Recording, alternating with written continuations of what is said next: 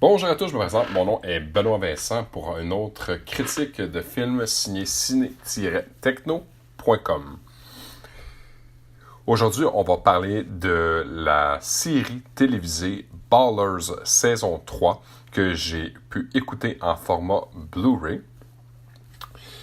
Cette saison est réalisée par un ensemble de réalisateurs, fait que c'est impossible pour moi de vous en nommer juste un.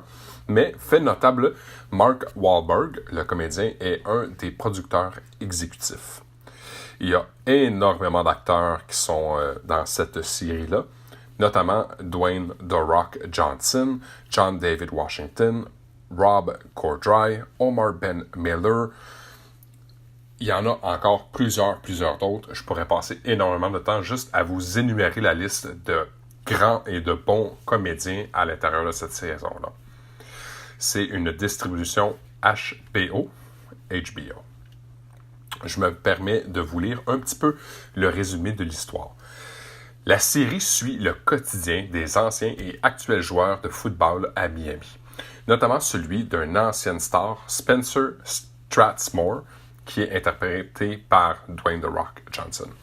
Après une grande carrière en tant que footballeur professionnel, Spencer prend sa retraite mais ne se coupe pas entièrement de sa profession.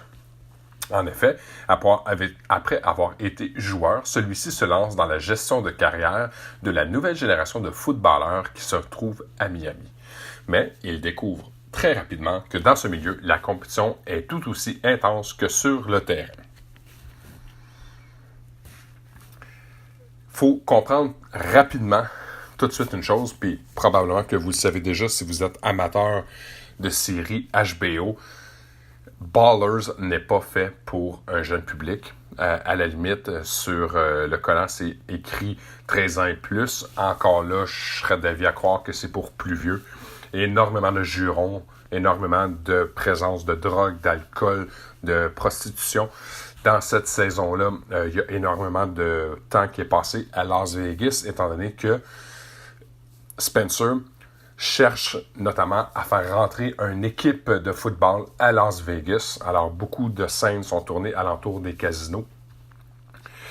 Malgré le fait qu'il y a beaucoup de jurons et de vulgarité, ça ne change pas le fait que c'est une très bonne télésérie.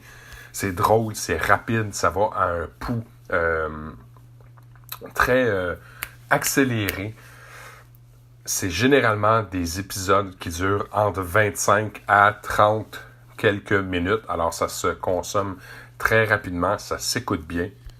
On a l'opportunité, finalement, d'avoir un Dwayne The Rock Johnson déchaîné dans notre temps moderne. Il va lui-même sacrer à gauche et à droite, garrocher des objets. C'est vraiment un très bon jeu d'acteur et de comédien. J'ai éprouvé énormément de plaisir à me laisser charmer. Prime abord, j'aime beaucoup tout ce qui est télésérie ou film de sport, mettant en vedette le football. Je pense que c'est un univers qui convient énormément bien à Dwayne The Rock Johnson, surtout sachant que dans son jeune temps, alors avant sa carrière de lutteur et d'acteur comédien, il était un joueur de football à Miami. Alors, c'est facile, je crois, pour lui de retrouver rapidement ses vieilles pantoufles et de les mettre. Qualité visuelle, on parle d'un 1080p High Definition 16.9.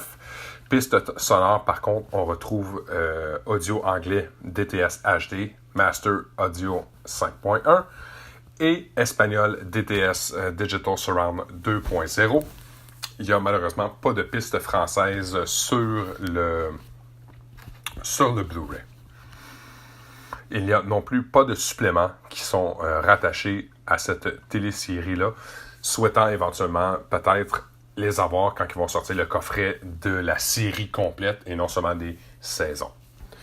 Pour conclure, je pense que c'est important de ne pas juger trop rapidement cette série-là. Ça a énormément de succès aux États-Unis. Personnellement, chez moi, ça l'a joué. J'ai aimé ça. Il y a beaucoup de scènes de football. Il y a beaucoup de scènes alentour de l'univers du football. Alors, ça nous permet de voir, même si c'est un peu dramatisé, comment ça se passe, justement, là, les agents pour les joueurs, les relations, puis voir à quel point il y a de la corruption, puis il y a des poignées de main cachées qui se prêtent, justement, dans cet univers-là.